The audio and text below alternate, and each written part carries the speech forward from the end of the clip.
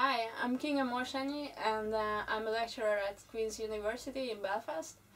But this study that I'm going to talk about was conducted when I worked at Cambridge as an ESRC funded postdoctoral research fellow.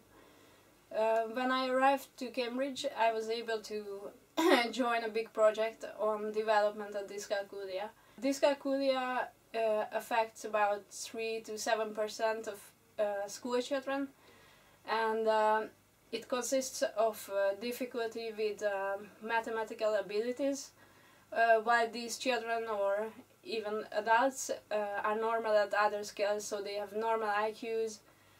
For children they have normal reading skills and they don't have any other learning problems apart from problems with maths. So this big project was conducted by Dinesh Such, and his work was supported by two research assistants, Amy Devine and Alison Nobes.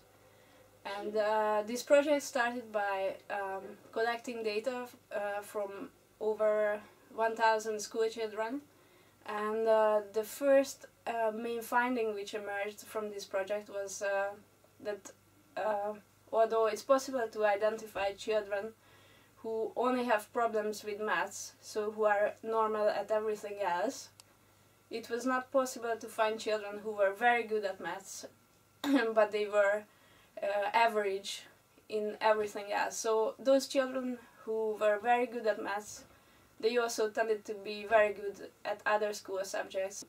So why is this that some children are good at maths and some are bad at maths?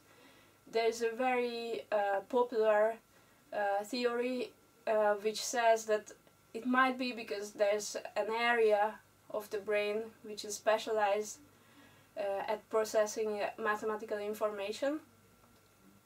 Okay, so the idea is that some children are born to be good at maths and some are born to be bad or worse at maths, and it's related to a specific brain area. In my project, I investigated the idea that mathematical abilities might be related to other more general skills, and specifically logical reasoning. Logical reasoning develops through 3 steps. First, children are able to reason logically about content which they are familiar with. So they use their everyday knowledge to think about these issues and to draw logical inferences.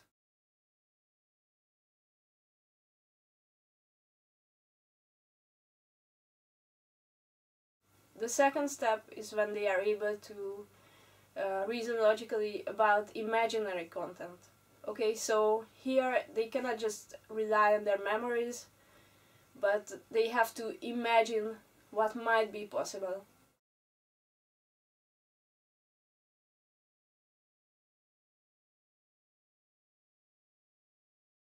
So here they have to actively generate possibilities which don't exist in real life. And the final stage is when they are able to reason about abstract content.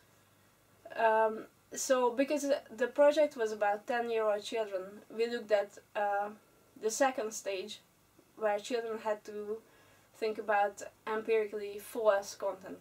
So content which is not true in real life, but in this project we asked the children to imagine that this content is true.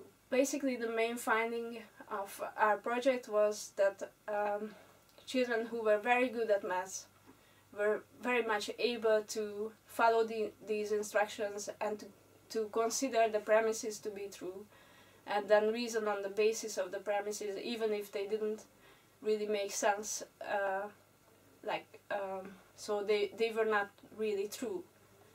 However, children who were bad at maths, they found it really hard to ignore their real-life knowledge. So instead of reasoning logically, they just relied on their knowledge, and they accepted premises which they knew that were true, and they rejected those premises and those conclusions that they knew were false. Basically, the main finding of this project was a close relationship between mathematical abilities and logical reasoning, or the development of logical reasoning skills.